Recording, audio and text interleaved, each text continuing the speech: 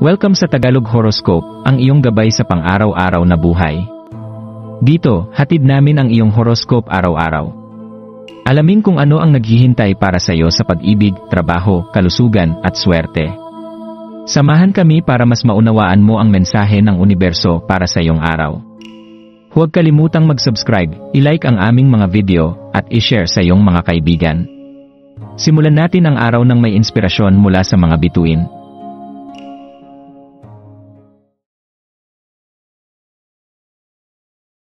Narito ang iyong pang-araw-araw na horoscope para sa Aries ngayong Pebrero 8, 2025. Ang tawag ng araw, pagtuklas ng sarili at paglikha ng kapayapaan sa iyong espasyo. Ngayong Sabado, Pebrero 8, mararamdaman mo ang isang malakas na udyok na gamitin ang iyong likas na tapang at sigasig upang pagandahin at pagyamanin ang iyong personal na mundo, ang iyong tahanan, ang iyong relasyon, at ang iyong sarili. Bilang isang Aries, natural sa iyo ang pagiging masigasig at palaban, palaging handang sumabak sa hamon ng buhay. Ngunit sa araw na ito, imbes na ang iyong enerhiya ay mapunta sa matinding aksyon, maaaring mas maramdaman mo ang pangangailangang pagnilayan ang iyong kasalukuyang estado at kung paano mo mapapabuti ang iyong paligid.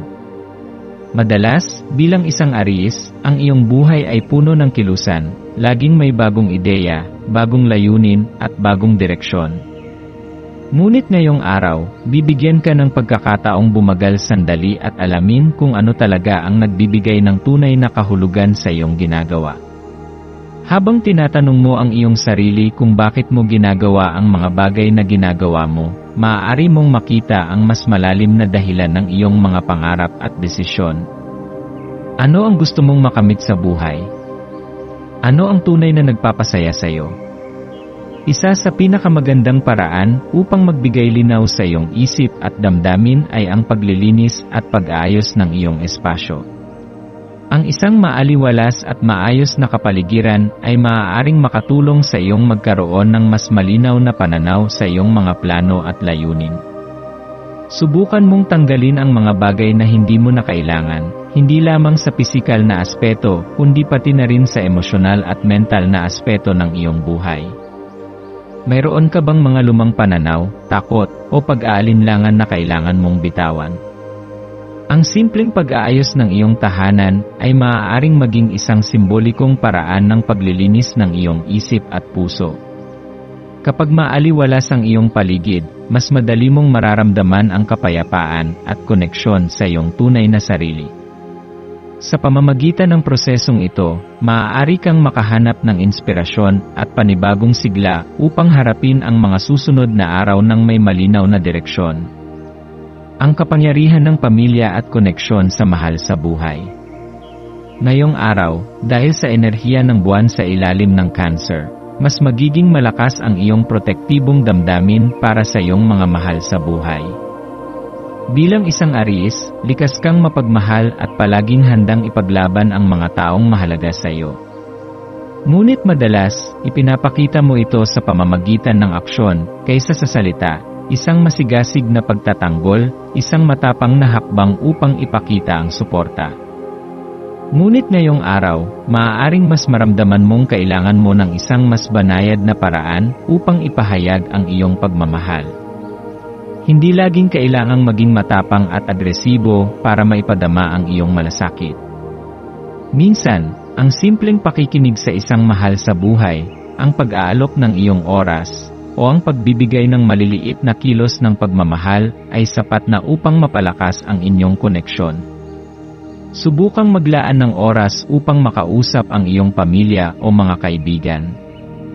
Mayroon ka bang hindi pa nakakausap kamakailan? Maaaring may isang tao sa iyong buhay na nangangailangan ng iyong pangunawa at gabay.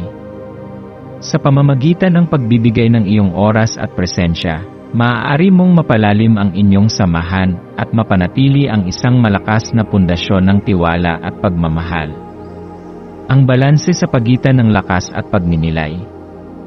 Sa kabila ng iyong masiglang enerhiya, ngayong araw ay hinihikayat kang alamin ang kahalagahan ng pagpapahinga at pagninilay. Sa iyong pagiging palaban at aktibo, maaaring minsan ay nakakalimutan mong bigyan ng oras ang iyong sarili upang huminga at magpahinga. Ngunit tandaan, ang tunay na lakas ay hindi lamang nasusukat sa dami ng iyong ginagawa, kundi sa kakayahan mong panatilihin ang balanse sa iyong buhay. Subukan mong gawing bahagi ng iyong araw ang ilang sandali ng katahimikan.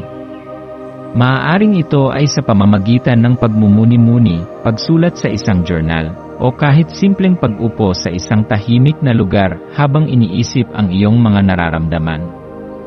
Sa pamamagitan ng ganitong mga sandali, mas mauunawaan mo ang iyong sarili at mas magkakaroon ka ng linaw sa kung anong direksyon ang gusto mong tahakin. Maswerteng elemento ng iyong araw.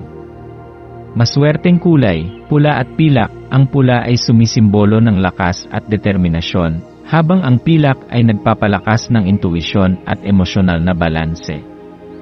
Maswerteng numero, 3, 9, at 18, ang mga numerong ito ay kumakatawan sa pagsisimula ng bagong yugto, inspirasyon, at paglago sa espiritual na aspeto.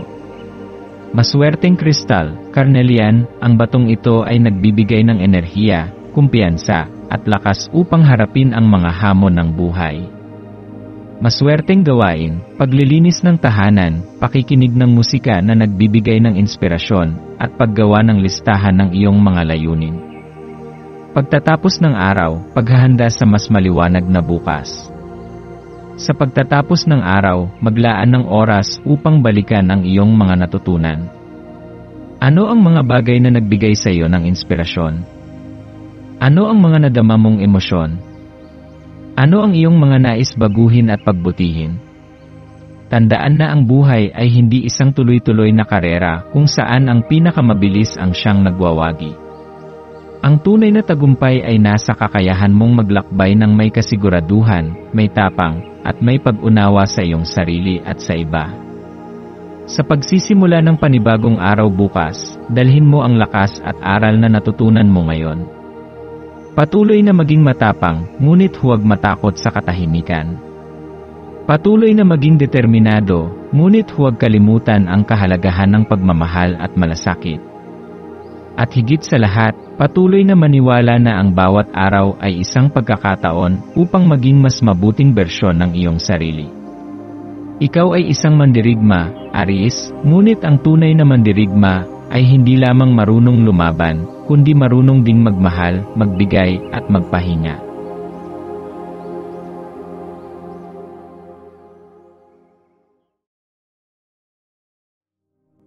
Tayo ay magkaroon ng kaunting sandali upang ipagdasal ang lahat ng mga dalangin ng ating mga subscribers, na sana'y matamo nila ang kanilang mga pinapangarap sa buhay, magandang trabaho, mabuting kalusugan, payapa at masayang pamumuhay, at siksik, liglig, at umaapaw na biyaya at kayamanan. Ipinagdarasal namin ng mataimtim ang lahat ng mga komento sa nakaraang video, at hinihiling namin, Panginoon, na pagpalain mo ang ating mga subscribers ng masayang buhay sa mundong ibabaw. Maraming salamat po. Maraming salamat sa panonood ng iyong horoscope ngayon araw. Naway gabayan ka ng mga bituin sa iyong landas. Huwag kalimutang mag-like, share, at subscribe para sa iba pang cosmic na kaalaman. Hanggang sa muli, manatiling konektado sa universo,